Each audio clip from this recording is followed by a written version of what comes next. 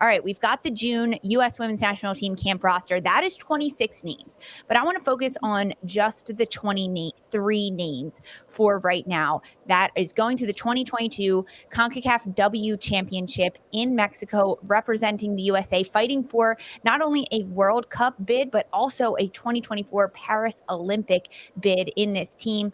I want to look at the lineups that Sandra, Lori, we've all written down, and I want to go line by line so we can really dive into these and what we see positionally. Starting in the back with our goalkeepers, 3 of them called in: Aubrey Kingsbury, Casey Murphy, and Alyssa Nair. Lori, who gets the start for you between the sticks? Oh, Alyssa Nair at this point in time, for sure. I mean, I think she's been excellent throughout this season. She has a lot of experience. And I think, listen, like the reality is, too, with all of this, it depends on who you're playing. That's going to look different each game, obviously, with the opposition, but rotation of players. And this is always an interesting one because I think not a lot of it will change, but you're going to have rotation, right? You're going to have rotation in these lineups, but Alyssa Nair would be my first choice at this point in time. Sandra? Same. I don't know how you go into probably the biggest tournament for this team in 2022, at least, and not have your number one being number one in net. So I'm going with Alyssa Nair as well. I agree with that. Alyssa Nair, for sure. It's funny. We're talking so much about player rotation. For the Olympics, it was Alyssa Nair, Jane Campbell, and A.D. French. So Kingsbury and Murphy, this is their first look, Lori, right, at a big international tournament for them coming into this and looking to get experience. So I hope they get time. I am hoping for some rotation there, especially with Kingsbury. I think she would be my number 2 to step into the goalkeeper role in this lineup. All right, let's move up. The defensive line. We talked about it a little bit at the start of the show. Names missing on this roster, just to get this out of the way for people just tuning in. Crystal Dunn on maternity leave. Tierna Davidson out with an ACL injury. So those players are not available namesake defenders for Vlatko Andonovski in this back line. So when we look at the 7 that are called in: Alana Cook, Emily Fox, Naomi Girma, Sophia Huerta, Kelly O'Hara, Becky Sauerbrunn, and Emily Sonnet. Sandra, I'll start with you. Back line. Who do you have? Do you have 4 in the back, 3 in the back? I got 4 in the back.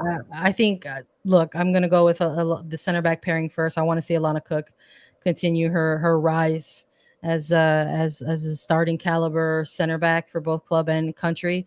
I would like to see her alongside Becky Sauerbrunn, just because I'm a little curious as to how that pairing would work together. They strike me as sort of similar players, very good positionally, able to read the game with their vision. So I'm more out of curiosity, wanting to see the 2 of them side by side, even though I would love to see Girma get some minutes during this time with the team. But going with Cook and Sauerbrunn together, and then at the outside backs, I'm going with Fox and I'm going with Huerta. I just am very, very impressed with the 2 of them and their level of play as they've continued their development at the position throughout NWSL matches. And I think we need to see more a little bit in terms of that national team level. And I also think we need to see it in this type of environment. So they're likely to get some minutes against Colombia, but what are they going to look like playing in those positions during a sort of quick up to 7 game type of tournament with some pretty heavy implications on the line. So I want to see the 2 of them at outside back. Listen, Sandra and I are the exact same. We have the same brain, okay, when it comes to this back line. No, I have the exact same, particularly with Sauerbrunn and Cook, I think, because I have Huerta on the right-hand side as well. And I have Sauerbrunn back there because I've really enjoyed what Girma's brought. But I have Sauerbrunn just in terms of her experience leading that back line with Fox and Cook and Huerta.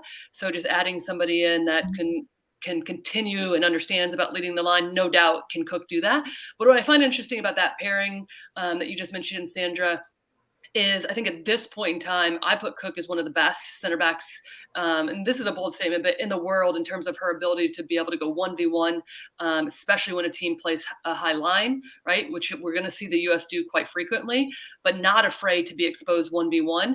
And I think with Becky, in terms of where she is in this part of her career, I think you need that next to her, right? Because she will be so good with everything going forward, still very good with being able to track things down behind, but having somebody with Alana's ability and comfortability to go 1v1 in those situations, with Nair, whoever's playing goal, picking up some of the slack in behind.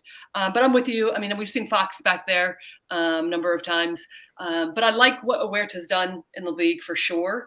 And I'm in particular interested in the balance of Fox and Huerta consistently, especially what that looks like when we talk about not really adjusting formations, but you adjust how you're utilizing your personnel and how you utilize width, how you utilize screening maybe the back two, and does that rely on Huerta or Fox pinching in at certain times and playing as a double six? So what does that look like? And I think those two have that ability.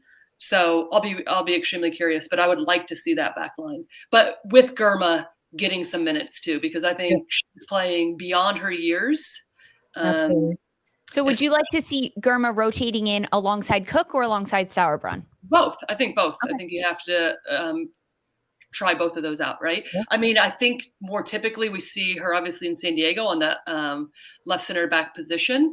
So I would imagine more frequently that's where we'll see. So I would think it would be a rotation with Sauerbrunn more often than not, which I think is awesome going forward to see a Cook Girma at this point in time as well. So. Me too. I think that rotation for the future of this team is really, really promising. I have Cook and Sauerbrunn in the midfield or in the center backs as well. Also, Abby Dahlkemper out with a rib injury, so she's not included in this roster as, either. But I'm still curious about Kelly O'Hara. Yes, she's coming back from a bit of injury. We only saw her get 15 minutes with Washington Spirit this most recent weekend in the NWSL.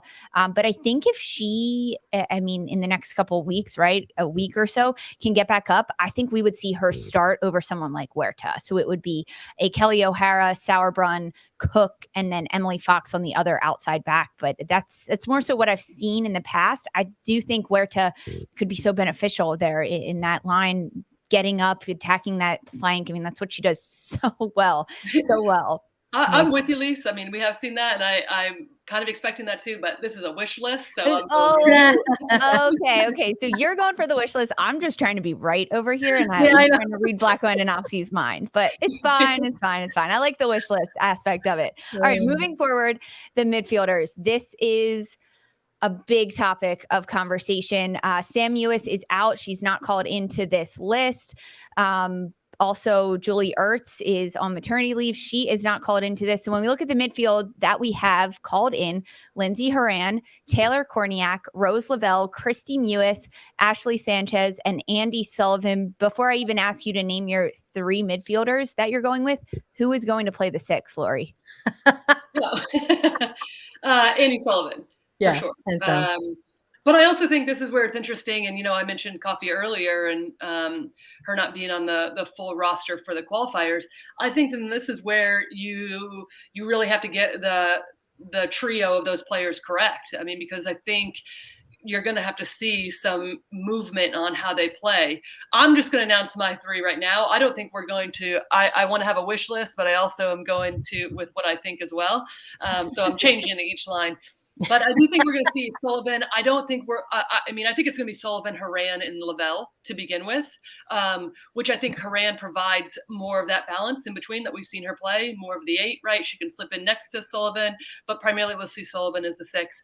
But listen, you can go with a variety of partnerships here that I think would be fun and entertaining, depending also what that looks like in the front line, right? So a lot of it is, who overall what the picture is in terms of the balance of experience, but also who's been playing together on club, who has an understanding of one another. So, going back to the partnerships, you can put Korniak in there and she would be, I think, actually be okay. But it makes sense to partner her with an Alex Morgan out there, right? Like there's an understanding between those two. Hatch and Sanchez, Rodman, right, would be a group that you would think that you'd put together. So, and just for the chat, Huerta and Megan Rapinoe probably be out.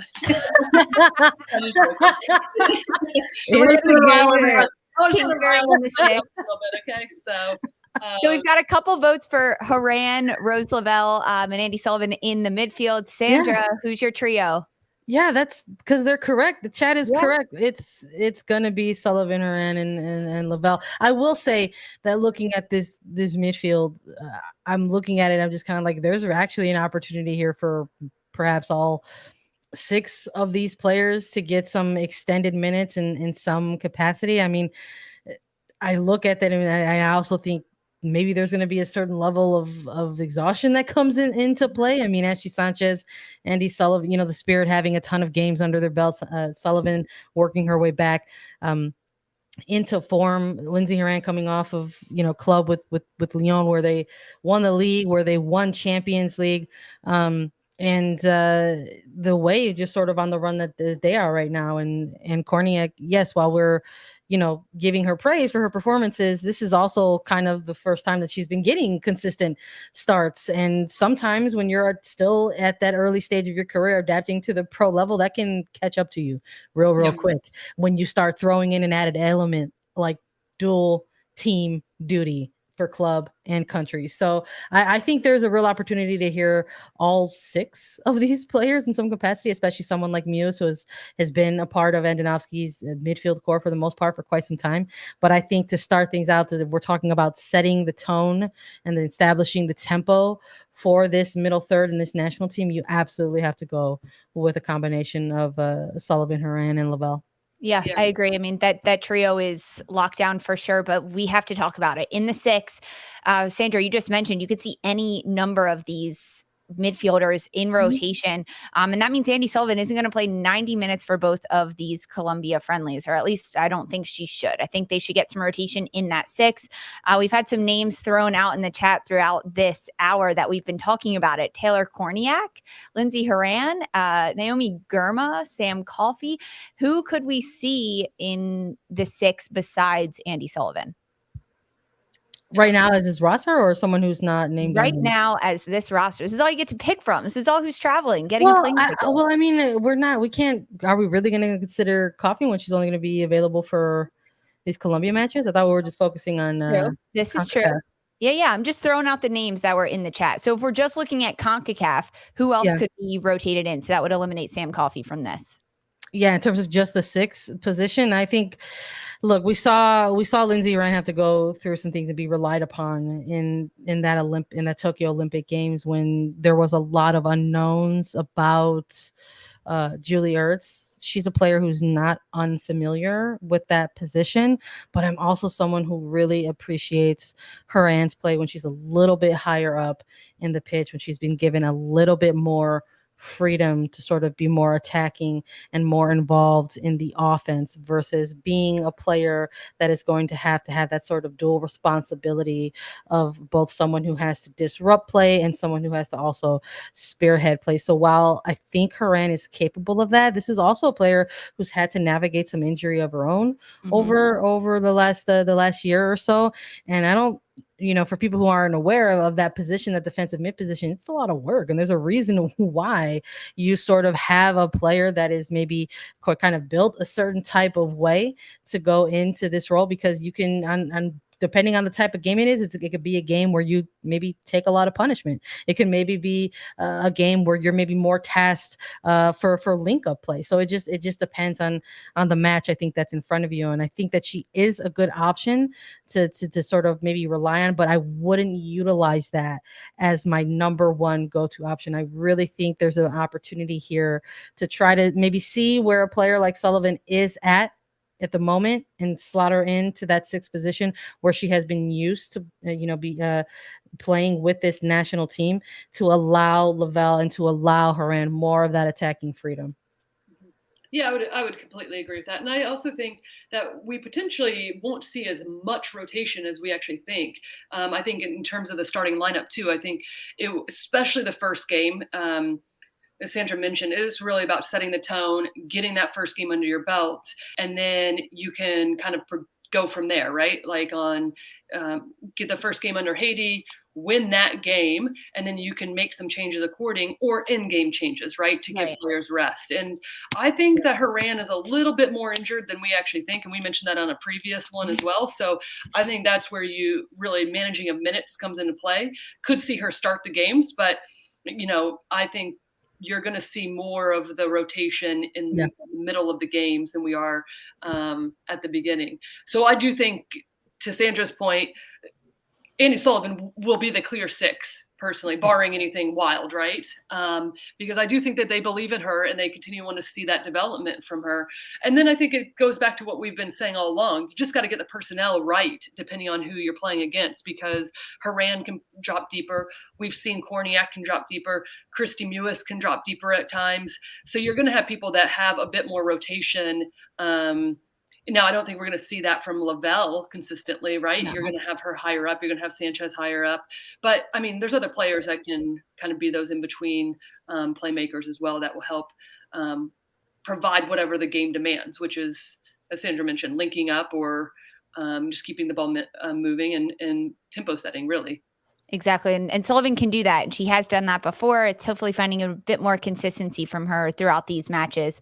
So it looks like we're going with a 4-3-3 in our formation here consistently, the 3 of us. So this forward line, I want to hear who you've got called in on the roster: Ashley Hatch, Alex Morgan, Mallory Pugh, Midge Purse, Megan Rapinoe, Trinity Rodman, and Sophia Smith. Lori, I will start with you. Who are your starting front 3 strikers? Wish list. Yeah. Okay. Wish list. Yeah. Yeah, it's a little bit of tough at the 9 position because it would have been super easy if Kat Macari was still there. I mean, it would be Mal Pugh, Kat, and Sophia Smith at this point in time, which we have consistently seen. That would be a no-brainer for me. And Mal Pugh and Sophia Smith are still in that starting lineup for me. But then it comes down to a little bit on like who we're playing against and what that looks like, and also what the midfield looks like. Whether or not I'm primarily going with a Hatch or an Alex Morgan. And that's a tough call because I think it really does come down to who they're playing against. If I'm Vlatko though, starting with in terms of just pure playing right now, I'd probably go with Alex. Mm-hmm. But that's a tough one for me because I do think, as I mentioned before, Hatch gives a little something different in between an Alex and a Kat Macario that I think could be beneficial against some of the opponents in Concacaf for qualifiers. Yeah, I think if I'm thinking forward wish list, I mean, look, in terms of who's in front of us right now and a combination of what I would like to see play out over the July segment of these games, Look, I've been on this show a couple times. We've been doing A3 and talking about, current form of some of these players. And when I saw Alex Morgan's inclusion on this, I said, this is it. This is it. This is the time. We have seen this player pool expanded over the course of the last 6 months. We have seen the continued development, the growth of players like Sophia Smith, Mallory Pugh. We can add into that into the mix now somebody like a Trinity Rodman, who has been very slowly brought along within this national team. And we got to a certain point, at least for me anyway, for Sandra, where I was like, this is great. This is a lot of fun. We're getting to see a lot of new things. But now we have to start bridging these things together. So when I saw this drop, I said, great. Gimme Pugh, gimme Smith, gimme Morgan. I want to see it. I would love to see it. Hopefully it leads to some really fun stuff on the pitch for people who will be watching, whether they're deep fans of the U.S. team or neutrals who like to tune in for these types of big events. I think there could be some really special stuff there if we get to see the opportunity of these 3 play in some capacity. I agree. I think the Smith-Pugh combination is something that we will see consistently. Vlatko Andonovski talked about that in his media availability, how high he was on these 2 players, how they are so entertaining to watch in the league. They are one of the best, and they've established themselves as starters in his eyes. And I couldn't agree more. I mean, they're the duo that's going to get it done for the U.S. in the front line. And I agree that Morgan should be in there right now, just based on how well she's performing with San Diego. 9 goals in the league, and she's the leader right now in goals scored. She's doing it incredibly well, a number of PKs, but it doesn't matter. She's still getting it done. And I think that's something that you need to bring to these World Cup qualifiers, and that touch of veteran experience that she has being in situations like this before. But having that rotation of Hatch come in there, she's a player that for Vlatko Andonovski stepped on the pitch and scored goals back to back in her minutes on the pitch. So she's a goal scorer. She's just got that nose for the goal, gets in the right place at the right time, has the ability to sneak in on back shoulders of defenders. And that's what makes Hatch. That's why she's on this roster, right? To score goals. And that's what you want from your nines. But apart from Alex Morgan and Ashley Hatch as that central 9 striker without Kat Macario, those really are the options at this point for Vlatko Andonovski in that front line between those players. Lori, Sandra, we've talked a lot about this. We've really digested this roster as best as we could. I think we did a pretty good job with it. But before we close out, final thoughts from either of you two. Any crazy wish list you want to see? Anything formationally that might change? Sandra, for you, final thoughts on this? LFG. Yeah, listen, I don't need to come up with anything else. I agree. LFG all the way. Like, this is fun. I think this is an exciting time, obviously, not only for the U.S., but this competition should be very enjoyable. And I think I'm pumped. Let's go. It's a good roster. That is the way to say it, Lori, Lindsey. Thank you both so much for joining us on the USWNT Hour. As a reminder, the June training camp for the 2 matches against Colombia, those matches are Saturday, June 25th at Dick's Sporting Goods Park in Commerce City, Colorado. And the second one, Rio Tinto Stadium in Sandy, Utah on Tuesday, June 28th, ahead of the 2022 Concacaf W Championship that will be happening.